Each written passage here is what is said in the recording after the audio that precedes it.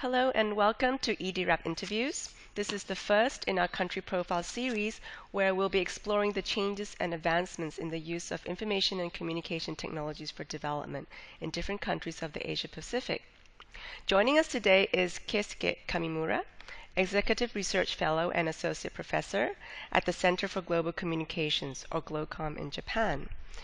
Keisuke has contributed to 3 print editions of the Digital Review of Asia Pacific, also known as DIRAP. And in this e-DIRAP project, as we transition from a printed publication to an open, collaboratively produced online resource, Keisuke is a key resource person on ICT development in Japan. So welcome, Keisuke. Thank you so much for being with us today. Hi, my pleasure. Okay, so as the last print edition of DIRAP was written in 2010, today we will look at new developments since then, the impact of these new developments on Japan, and what are the future plans. Now, firstly, could you tell us a little bit about your background and about GLOCOM?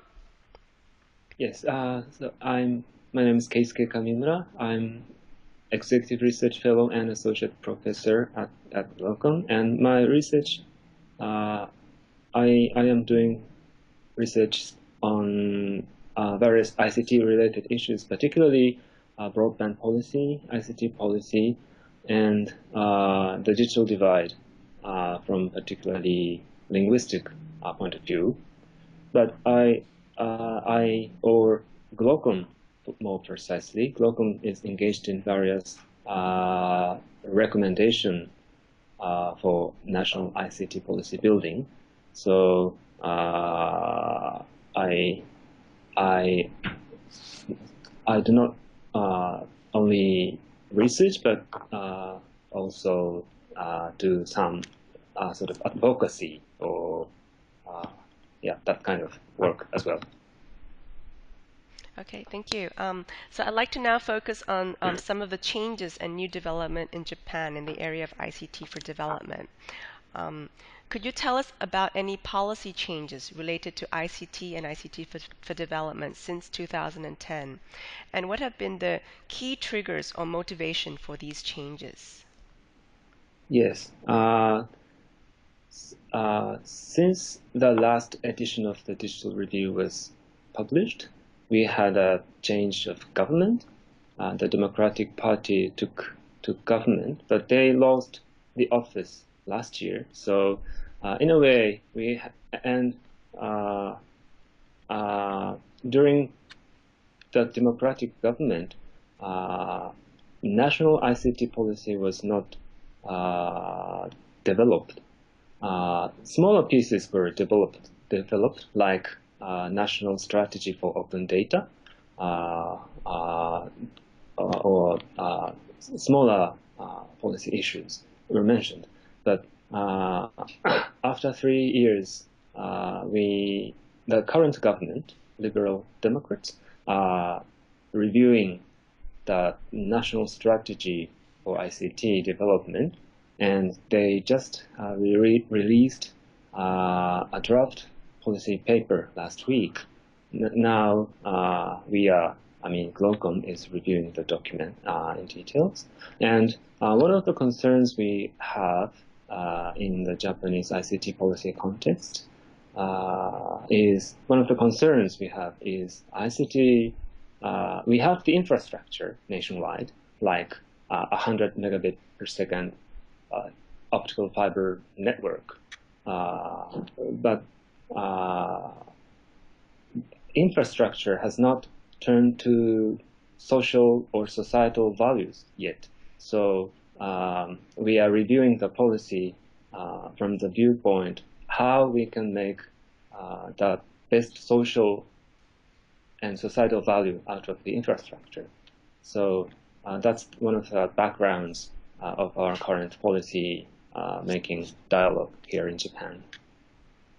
Yes, because in the last print edition of DIRAP, you did mention, in the Japan section, which you co-wrote with Adam Peake, you did mention a survey that was done, or a research study that was done, where it said only 45% of ICT users value ICT as useful for solving problems such as those related to health, social welfare, education, and employment. So has another survey been done since then to look at whether there were any changes? I am not familiar with any research figures, but the issue is still shared among policymakers or policy researchers like us. So that is the case now yet. Yes. Okay. And since there's been some policy change, has there been any studies on whether there have been any results after these policy changes or impact on Japan, the society in Japan? Yes. So I mentioned that ICT has not turned to social or societal values. I have come across some research that mentions that social structure. We have ICT in place, but we do have old social structure, and that's the reason why ICT has not turned to valuable assets of our society. So that's one research outcome I have come across on this issue. Does that answer your question? Sure, yeah. But I understand in terms of assistant outside of Japan, I think the Japanese government has been quite active in sort of promoting the use of ICT, especially in the area of education. Right, right. But when you talk about education, there is an issue. ICT, how do I put it? So we love gadgets like iPad or whatever. So we tend to teach ICT class from a technology point of view, but actually we have to look at skills or literacy. So that's one of the weak points that ICT education in Japan has. Okay. All right. Now, I'd like to follow up with you on some of the other things that were discussed in the last print edition of DIRAP. The first is related to e-government. There, in the last edition, you commented on the results of the 2005 United Nations e-government survey, where Japan was ranked 14th. And what was mentioned in the report in the e-DIRAP in the DIRAP publication was that from a technical point of view, the Japanese e-government readiness should be much higher.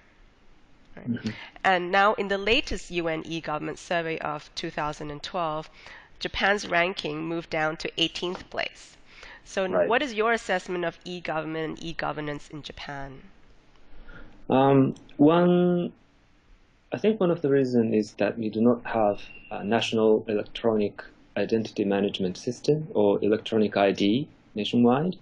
So I believe that that pushes down the Japan's ranking in e-readiness or e-government assessment. And I should have mentioned that we have now electronic ID is legislated in legislation. So I believe the ranking will gradually higher for Japan in a few years' time. Could you tell us what you mentioned EID, but are there any other e-government initiatives that are going on or planned? Yes, yeah. Another issues that the government is actively seeking now is open data. Various European countries and the United States and rest of the world are taking to open data, but Japan, the government has published a National Open Data Strategy policy last June-July timeframe, and the policy says that the government would publish the kind of data that they used to keep to themselves only, but they publish data in an open manner so that the private sector or anyone else would make any kind of innovative use out of the data published. So that's one initiative. And open data, the government cares about open data because it would contribute to solving the social problems that we believe ICT should contribute to. So we try to address social issues like aging or telemedicine or childcare by ICT, by the help of ICT, but we haven't done much yet. And we think that by giving open data available, by making open data available, not all, but many of the social issues may be addressed by the help of application of open data and innovative ideas from the private sector. Right. Could you share with us the process that the Japanese government has gone through in developing this open data policy? Because I believe you were involved, or GLOCOM was involved with the government in developing this open data policy. So I'm interested in knowing that the process of development of this policy. For example, were the citizens involved in developing this open data policy? Yeah, so we have a standing committee called the National ICT Strategy Headquarters, or Strategic Headquarters, which takes care of all nationwide IT policy. But they have some dedicated working groups and task forces.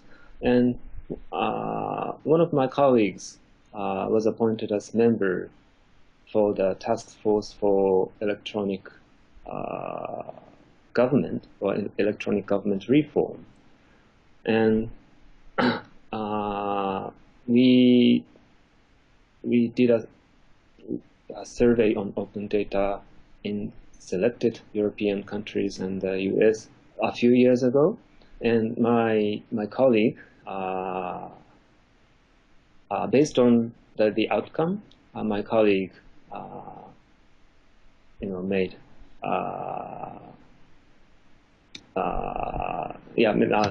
tried to stress that this is an important issue. And gradually, we also done multi-stakeholder dialogue to discuss open data policy. We invited some government officers. We also invited industry experts as well. So we had a multi-stakeholder forum how to make the most use of open data a few years back. And all our effort, as well as other stakeholders' effort, streamed into the policy making for open data as we see it now. So far, has there been general agreement among all the government agencies that open data is a good thing, or are you faced with some resistance? Yeah, that's yes and no, as you can expect with any of government-related issue. But the national policy is that we do need open data. So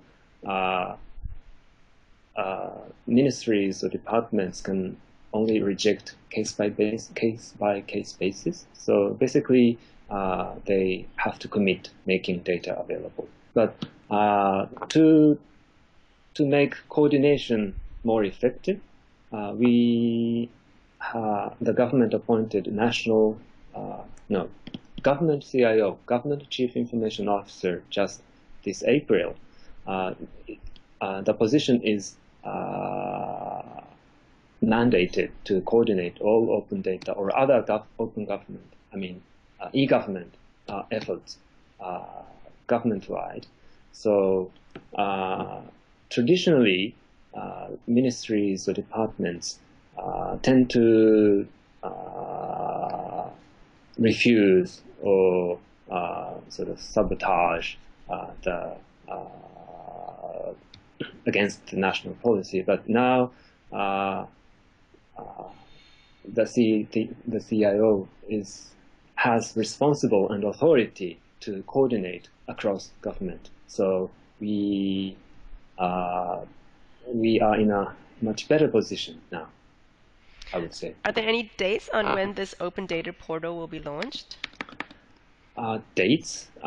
Sorry, I am not familiar with the exact dates, but to my understanding, we should have launched an open data portal last March. So Okay. I think we are already. Oh, you're already live. Okay. Yeah. And what are the strategies? Are there any strategies behind getting the citizens in the private sector to use this open data for innovation? For example, in Singapore, they organize a lot of competitions to get citizens and the private sector to innovate using the open data. Are there any plans for that similar to Singapore? Yeah. I believe government some initiative, but private sector players or research institutes like GLOCOM ourselves are very positive about putting various efforts and knowledge together. So GLOCOM has hosted various open meetings like hackathon and ideathons to solicit ideas and even encourage programmers to do some coding based on open data and how to make open data actually addressing our issues. Okay. I'd like to move on now to talk a little bit about ICT capacity building in Japan, because in the last print edition of DIRAP, it's mentioned that tertiary education in Japan is often criticized as not being capable of training IT students to the level that the industry requires. And to meet that industry demand, at that time, the Ministry of Education, Culture, Sports, Science, and Technology started a training program for advanced IT specialists. So, I mean, since then, I'd like to ask whether this demand-supply gap has been reduced or widened. Mm-hmm. I think to answer the questions correctly, I should explain how companies employ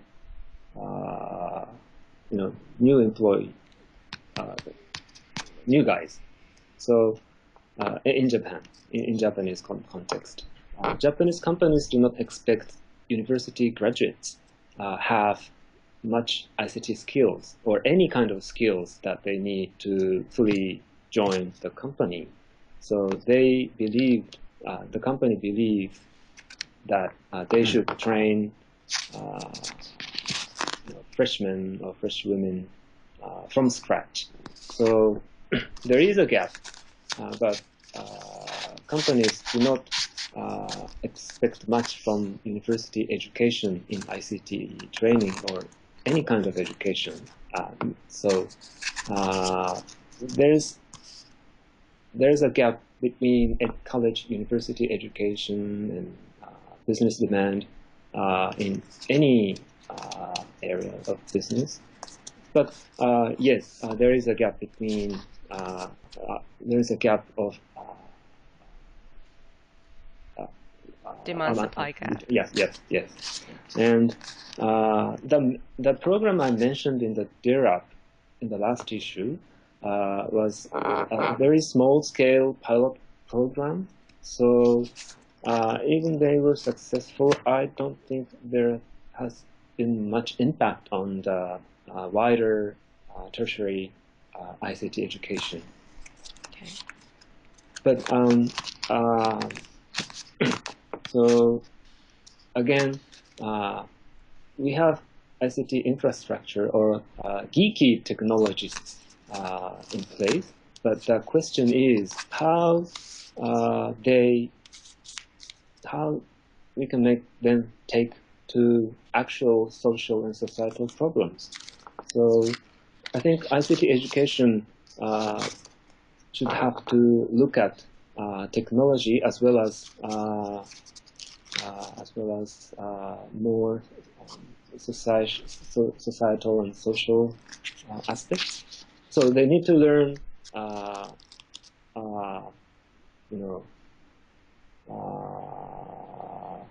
do I put it, innovation or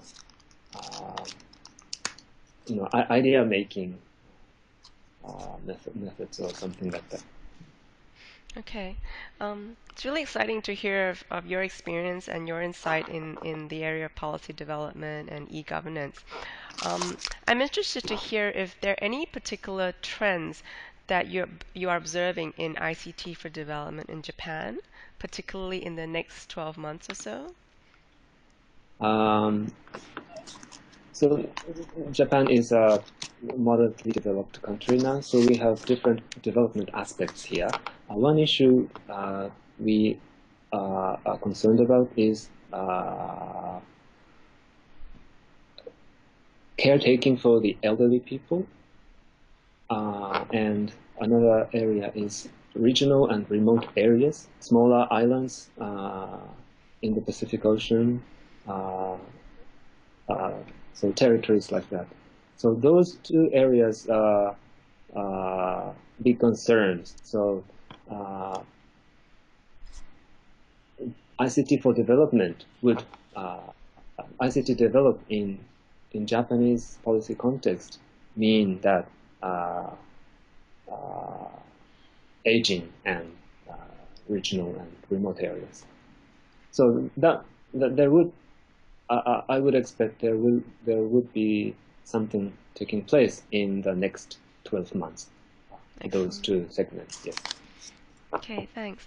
Keisuke, it's been an absolute pleasure speaking with you today. Thank you, and we look forward to keeping in touch with you for latest ICT updates in Japan. We'll certainly encourage the e-DIRAP community to comment and share their thoughts on the information and analysis that you have provided today. Okay, and to the listeners, thank you for listening. You can find more information about ICT for development in Japan at the e-DIRAP website, digitalreview.asia. Thank you again, and goodbye for now. Thank you.